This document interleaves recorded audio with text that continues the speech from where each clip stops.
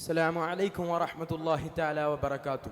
بسم الله والحمد لله والصلاة والسلام على أشرف المرسلين وعلى آله وصحبه أجمعين أما بعد.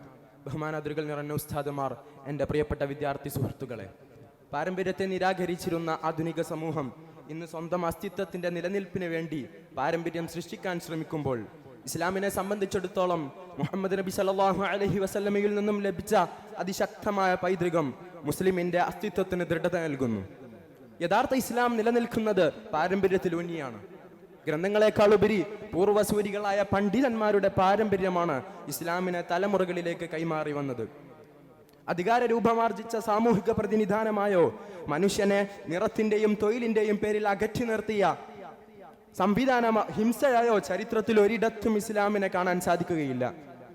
കറുപ്പിലും വെളുപ്പിലും കണ്ണുടക്കി സ്തംഭിച്ചു പോകാത്ത മാനവികതയാണ് ഇസ്ലാമിന്റെ സർവകാല പ്രമേയം. കേരളത്തിലുണ്ടായ സാംസ്കാരിക വിപ്ലവം നോക്കൂ.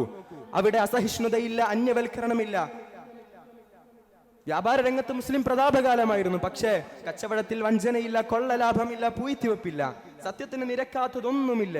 അന്നുവരെ അനുവർത്തിച്ച ജീവിതത്തിൽ നിന്നും തികച്ചും വ്യത്യസ്തമായൊരു ജീവിതത്തിലേക്ക് കേരളം പിച്ചവെച്ചടുക്കുകയാണ് ഉണ്ടായത്.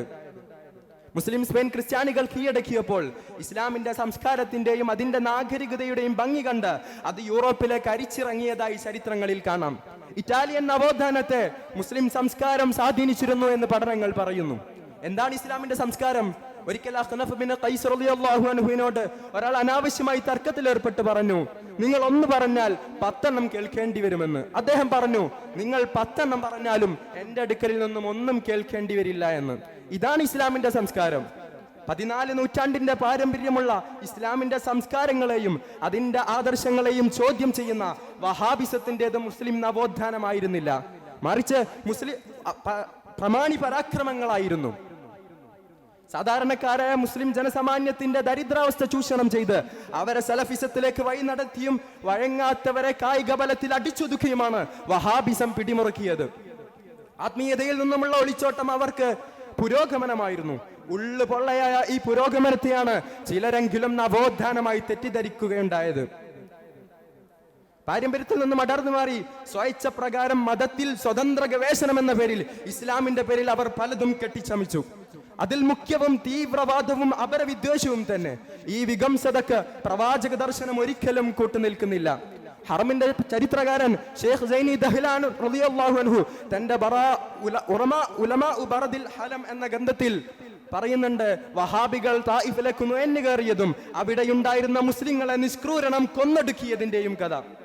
ആരോടും പറയാൻ സാധിക്കുന്ന ആശയങ്ങളെ മുഹമ്മദ് നബി സല്ലല്ലാഹു അലൈഹി വസല്ലം തങ്ങൾ പഠിപ്പിച്ചിട്ടുള്ളൂ. ആ തുറവിയെ നിരാകരിച്ച് ഇസ്ലാമിനെ അടച്ചിട്ട ഇരുട്ട മുറികളിലേക്ക് ചുരുക്കി പറയാനുള്ള സലഫി അവിവേകത്തിന്റെ സൃഷ്ടിയാണ് ഇന്ന് നാം കാണുന്ന ഏതാണ്ടെല്ലാ തീവ്രവാദ ഗ്രൂപ്പുകളും. വിശ്വാസത്തിന്റെ ചെയ്തികളും അതിന്റെ മനോവ്യാപാരങ്ങളും നിർണയിക്കുന്നത് ആത്മീയതയാണ്. അരുതായ്മകളോടുള്ള അകൽച്ച മാത്രമല്ല, അപരനോടുള്ള കരുതലും അതിന്റെ ഭാഗമാണ്. അതില്ലാതാക്കാനാണ് സലഫിസം ഇന്നോളം പരിശ്രമിച്ചിട്ടുള്ളത്. ഇസ്ലാമിക സംസ്കാരങ്ങളെയും അതിന്റെ വീക്ഷണങ്ങളെയും നിരന്തരം ചോദ്യം ചെയ്യുന്ന യുക്തിവാദികൾക്ക് പോലും തുടക്കം കുറിച്ചത് റഷീദ് റിളയെ പോലുള്ള വഹാബി നേതാക്കളാണ്. ഇസ്ലാമിക ചരിത്രത്തിൽ നിന്നും അതിന്റെ കർമ്മശാസ്ത്രത്തിൽ നിന്നും വ്യക്തവും ആയമേറിയതുമായ പ്രമാണങ്ങളെ അടിസ്ഥാനപ്പെടുത്തി വികസിച്ച കർമ്മശാസ്ത്ര നിയമരീതിശാസ്ത്രത്തിൽ നിന്നും സാമൂഹ്യവും രാഷ്ട്രീയവുമായ കാഴ്ചപ്പാടിൽ നിന്നും ഉരുത്തിരിയുന്ന വീക്ഷണങ്ങൾക്ക് മാത്രമേ ആദർശാടിത്തറയുണ്ടാവുകയുള്ളൂ. അഹ്ലുസുന്നയുടെ മാർഗത്തിൽ ആത്മീയവും സാമൂഹികവുമായ ധാർമ്മിക ശിക്ഷണം ഉൾപ്പെടുന്ന ശരീഅത്തിന്റെ വൈവിധ്യവും സന്ദർഭോചിതവുമായ സാധ്യതകൾ ഉൾക്കൊണ്ട് ജീവിക്കുന്ന ഏതൊരു വ്യക്തിക്കും പരിപൂർണമായ മതജീവിതം സാധ്യമാണ്. അവന് മുസ്ലിമാണെന്ന അഭിമാനത്തോടെ ഉറക്കെ പറയാൻ സാധിക്കും എന്ന് പറഞ്ഞുകൊണ്ട് ഞാൻ എൻ്റെ വാക്കുകൾക്ക് വിരാമം കുറിക്കുന്നു. വആഖിറു ദഅവാനാ അൽഹംദുലില്ലാഹി റബ്ബിൽ ആലമീൻ. അസ്സലാമു അലൈക്കും വറഹ്മത്തുള്ളാഹി തആല വബറകാതുഹു.